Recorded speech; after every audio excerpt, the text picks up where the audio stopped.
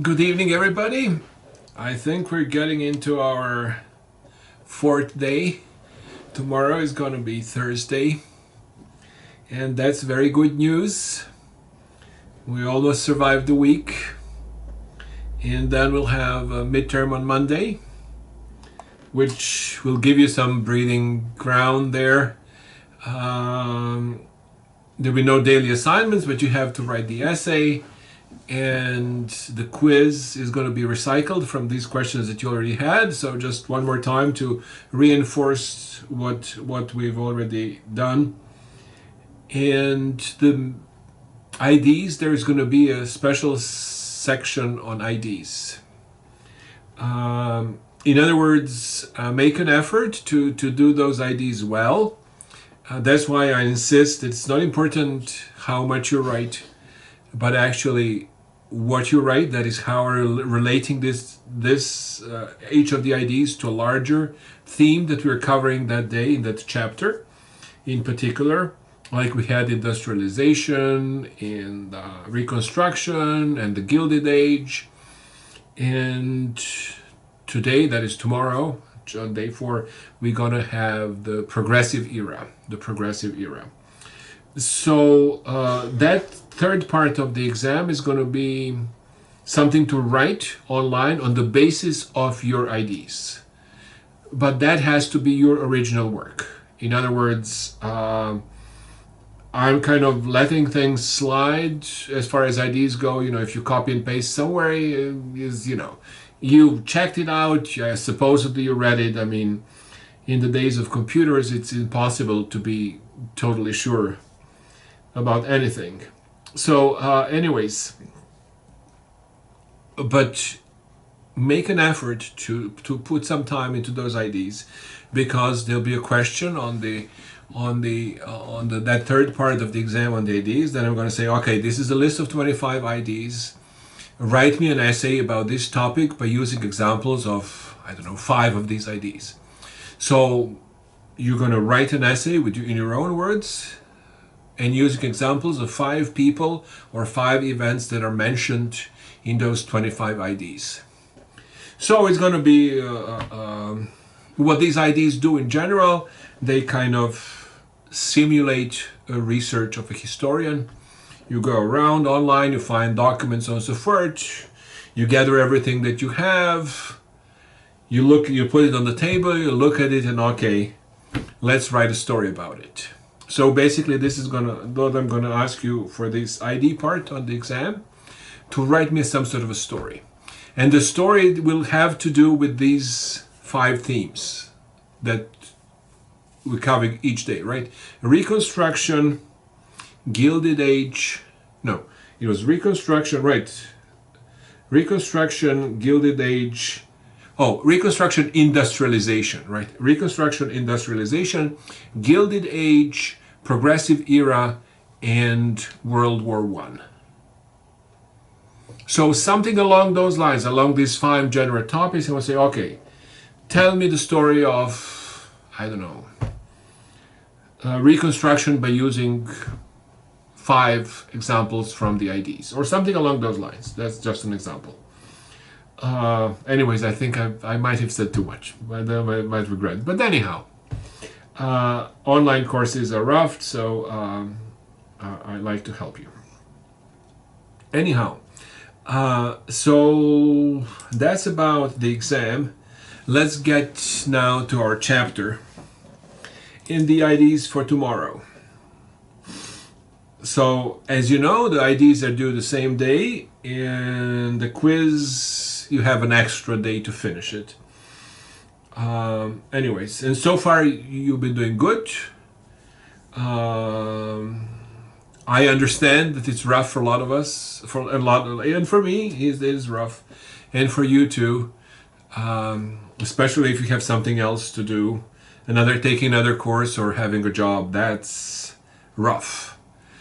2 weeks. So, anyways, good luck to us all. But anyway, the IDs for tomorrow, JP Morgan, like from JP Morgan and Chase. What is today Chase Bank? That was Mr. Banker. of the progressive era. He single-handedly saved the US Treasury from defaulting in 1907. He wasn't so rich, actually, famously, that nobody knew, actually, like in many cases of these millionaires, billionaires. At that time it was millionaires, now we switched to billionaires. So in the case of these millionaires, billionaires, nobody knows exactly, what they own. And it's often very difficult. Like if you own real estate and this and that, what's the exact value of this is hard to estimate. But famously, one of the Rockefellers, I don't remember which one, when he died and it was revealed how much money he had, he said, wow, and imagine he wasn't even a rich man. He had something like, I don't know, $80 million, which is equivalent of, I guess, 80 billion today or something along those lines. Anyhow, what I'm trying to say there is that Morgan was not so wealthy as he was influential, well-connected, and he can find the money when somebody needed it. So he was indispensable. So he represents one of these robber barons of the Gilded Era. But into the Progressive Age, and the Progressive Age, nobody knows when it exactly starts. We know when it ends. It ends with World War I, and that's in 1914. When it starts, somewhere around, I don't know, a good date would be election of President McKinley in 1898.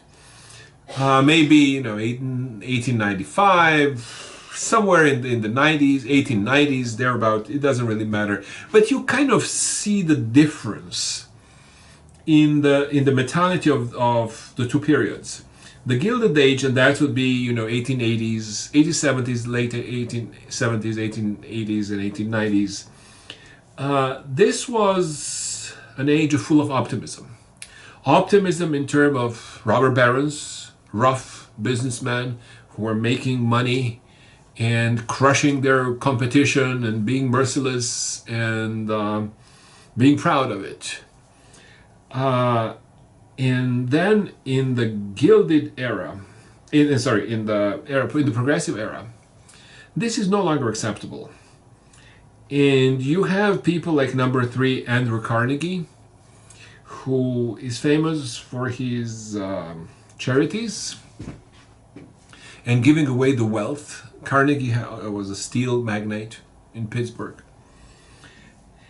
And enormous amounts of money, but he gave a lot of that money to places like libraries all over the country, around the world. There are Carnegie libraries actually all over the world.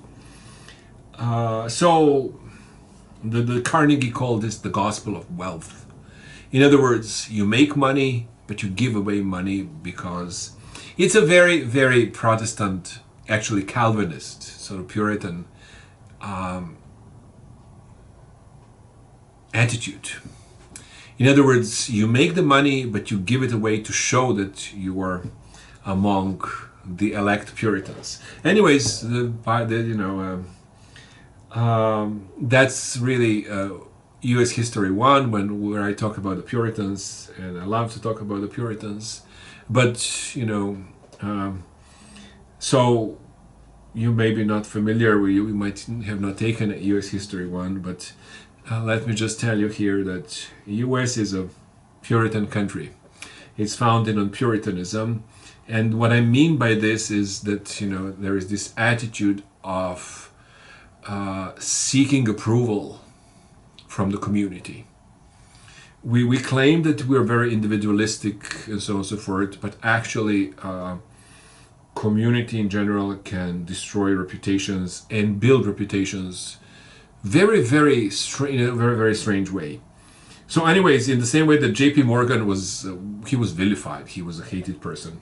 Probably the only one who was more hated from these robber barons was Vanderbilt, Cornelius Vanderbilt, who was famously stingy.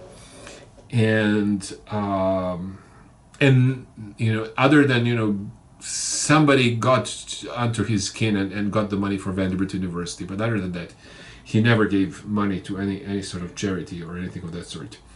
So anyways, Andrew Carnegie is something different, and he is representative of this progressive era in which the politicians say, okay, this is now too much. Especially you increasingly have monopolies, like the most famous example of the Rockefellers who own the Standard Oil. And towards the end of the century, oil becomes the main source of power and energy in society. It was coal throughout the 19th century. And then towards the end of the 19th century, oil show up, that they find oil and they start using it in western Pennsylvania and that area around Cleveland and Pittsburgh. And Rockefellers just amassed enormous amount of wealth and had an absolute monopoly. Sort of, if I'm to give an example of monopoly, the first thing that comes to mind is what used to be with Windows. At one point, 90% of all computers, or even more, all around the world, were running Windows. And then it kind of, came down. Now the Apple, actually, computers with their operating system have a sort of a monopoly. But the point is that these people are making, as long as you have some sort of competition, the prices are kept under control. But if you have a monopoly, if you have just one, famous example, one cable provider, and then that's it, and they can charge you whatever they want, and they do so, right? And we all of us have this experience. So, there is a whole movement within the Republican Party, but not just within the Republican Party. One of the most famous progressives was Woodrow Wilson, who was a Democrat, and who was really the first Democrat president elected in 1912 after the Civil War. There is Grover Cleveland, I know. He was elected for 2 terms, non-consecutive terms. He served for 4 years, took 4 years off, and came back and served another 4 years. But Cleveland was not your typical Democrat. So I kind of make an exception there. But from the end of the Civil War, from 1868, when Johnson left office and Ulysses Grant, the Republican Party dominated American political life. And that dominance was broken by the progressive movement. First, it was President Roosevelt, Teddy Roosevelt, right? Teddy Roosevelt. They just removed his statue in front of the Natural History Museum in New York City, down by Central Park and Columbus Avenue, somewhere thereabout on the west side. So Teddy Roosevelt is an interesting person, but among other things, he was known as the Trust Buster, and these trusts are combinations of various companies who come together and corner the market and do whatever they want, charge as much as they want. Kind of like what we have with, social media these days. Try to start your own social media site and you'll see how far you'll get and what they will pull to kind of prevent you from doing that. People are trying, but so far no success. Nobody can rival these gargantuan corporations like we have Twitter and Google and Facebook and so on and so on. So we're talking about the equivalent. And so the progressives wanted to tackle this issue. Progressives were also interested, you might get a feeling from the book that they were interested in the poor people. Not exactly. They were interested in the betterment of society, which meant that how do we get rid of the poor people? In other words, how we reduce the number of poor people and the problematic people, the criminals, the drunkards, the drug addicts, you name it, right? How can we reduce the number? They thought about it. And so it often if you read their writing, it seems that they were concerned about, how to help the poor people and, betterment of society. But that's really, really tricky, because a lot of these, a good chunk of this progressive ideology was based on Darwinism. And therefore, they thought deep down, and reading some of these progressive people is kind of scary today, they advocate really an elimination of poor people. So one of the things that was introduced in the progressive era was chemical castration of mentally retarded people, or what we call today disabled, but at that time, they were called feeble-minded. The way that the word that used at that time was feeble-minded people. And so it's a very, very interesting movement.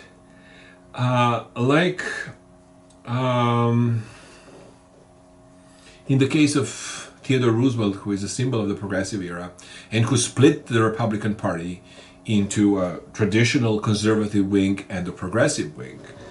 And eventually this split opened the doors to the progressive Democrats like Woodrow Wilson to win the elections in 1912. They were naturalists, and your book kind of makes a big point about it. Teddy Roosevelt was the first one to start national parks and open national parks and reserve enormous amounts of land in the West for preservation and so on and so forth. That's true. But just have in mind where this attitude comes from. The attitude comes from that they considered urban people sort of parasitic in general, and those were especially immigrants, and those were especially Catholics. And you see, for example, in the case of Mr. Number 4, right? Admiral George Dewey, who was a Democrat, who was a hero of the Spanish-American War, the first admiral in American history. So a lot of people thought he was a shoo-in. He was a Democrat, and he was a shoo-in for a Democratic nomination. He ran for president. And one of the big things that stopped him and prevented him from winning that nomination was that his wife was Catholic. And that indicates a couple of interesting things, that the northern cities, New York, Newark, Boston, Philadelphia, Cleveland, Chicago, are becoming more and more Catholic. These progressive people don't look at this very favorably. They thought that it was the Irish Catholic, that is, who are ruining the pure Anglo-Saxon Protestant heritage of this country. And therefore, you have to do something to limit that. So you'll see very soon, it already starts before World War I, but then after World War I, you have the first laws actually limited immigration into the United States. And those laws specifically target Catholics. So anyways, so the reason I say this, because this is going to be important in the future, because of this prejudice that existed on the part of the Republicans and progressive Republicans and progressive Democrats like Woodrow Wilson. Catholics were going to play an ever larger role in political life in America. And most often in this period they're associated with the Democratic Party for the reasons that I just explained. But they are not completely happy Democrats.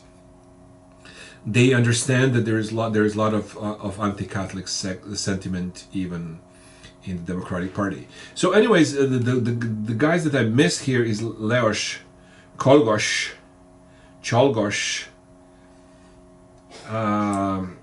That's a guy an anarchist, a former Catholic. He was a Polish immigrant. He assassinated President McKinley.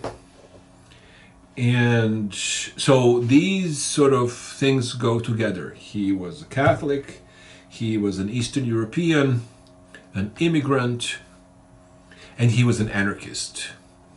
Anarchist, I told you before, it's a very interesting part of the movement. Basically, you have so far, kind of to summarize what is going on with these left-wing socialist and labor movements in the United States. You have the trade union part, like the Knights of Labor. You have a more radical socialist, social democratic, middle, so to speak, which like represented by international workers of the world and so on and so forth. The second international that was on the quiz today, actually, this previous chapter, and the anarchists so far. Anarchists were very, very influential. It was a very appealing, for some reason, it was a very, and they were terrorists. Anarchists and terrorists go together. So anarchists invented terrorism. And so in this, having this in mind, you also have a movement, temperance movement in the United States. And temperance movement is motivated not by the desire to prohibit drinking, but by the desire to improve the lot of the poor people. The way that these temperance advocates presented is that you have these workers, Polish, Irish, Eastern European, Jewish to some extent, workers. They work hard, and then they go to the bar and spend all of their money in the bar, get drunk, come back home, beat their wife and children, and then go back to work tomorrow morning. And therefore, if we prevent them, if we stop them from drinking, they would actually have to save money, have good Protestant Puritan virtues like thrift and saving and so on and so forth. So anyways, so you have quite a range of people here in this. The last one is Jose Marti, and that's a character from the Spanish-American War. He's Cuba, especially Cuba. Spanish-American War was over Cuba, Puerto Rico, Guam in the Pacific, and the Philippines, Philippine Islands in the Pacific, which were all Spanish possessions. But Cuba represents a special place in Spanish history. It is the most Spanish of all Spanish colonies.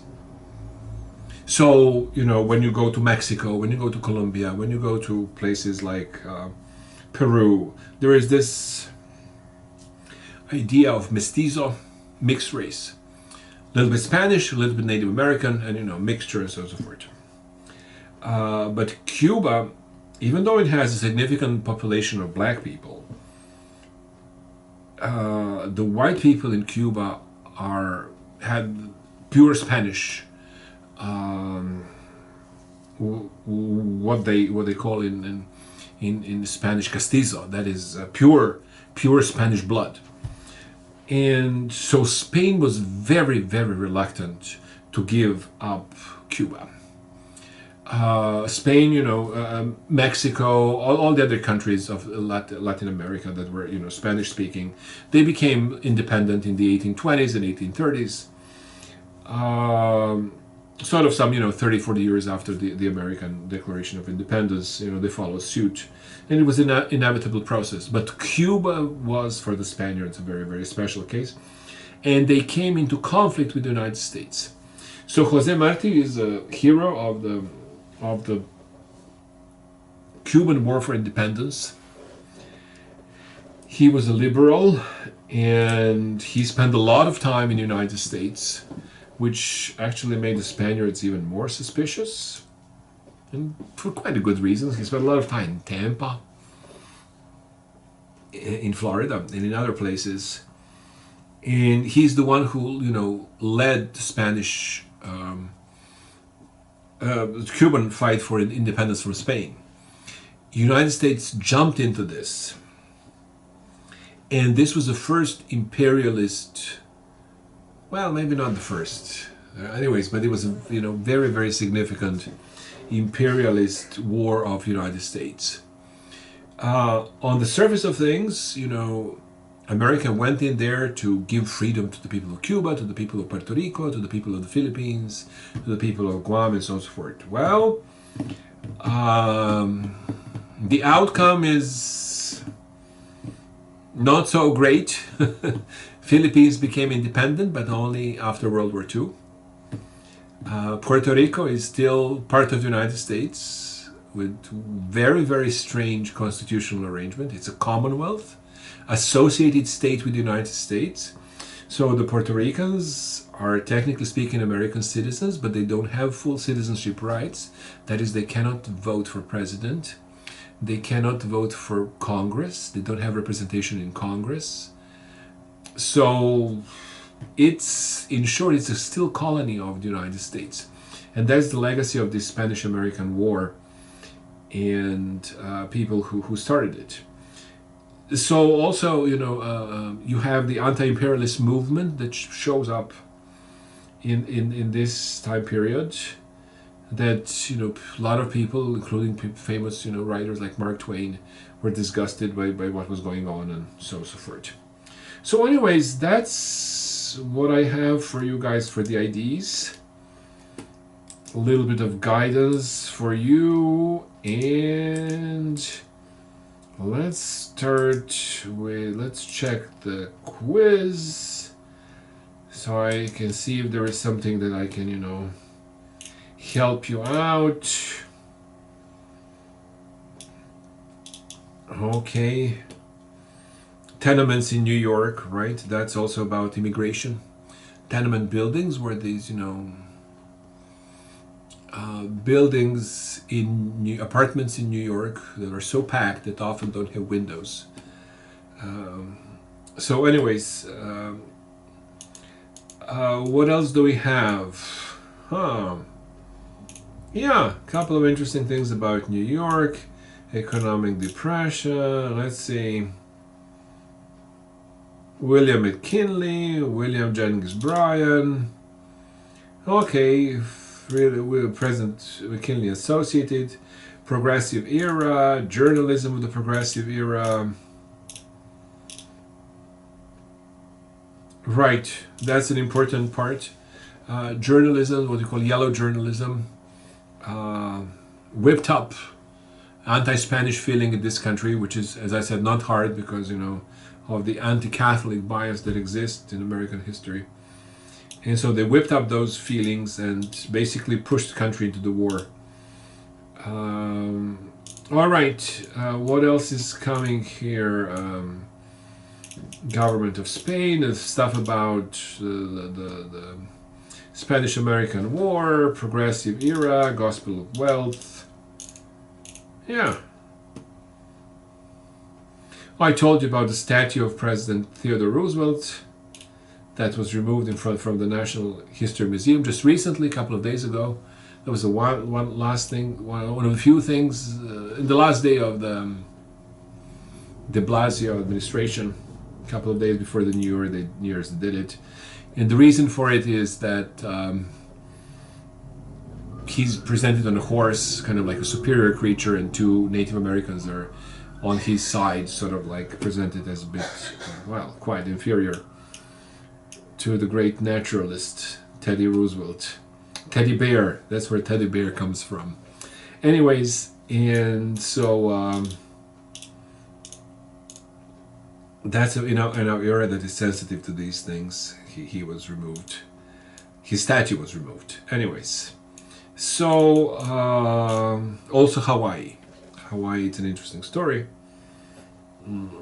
It was an independent state, became an independent state, has its own queen and king and its own tradition, and American businessmen came in and just took it over. So I think that kind of covers our day 4. And we then see each other tomorrow during our regular daily conversations about issues and problems and other things associated with the course. So, good luck with these 2 chapters on American imperialism and progressive era, and see you all tomorrow at noon, usual time. Bye.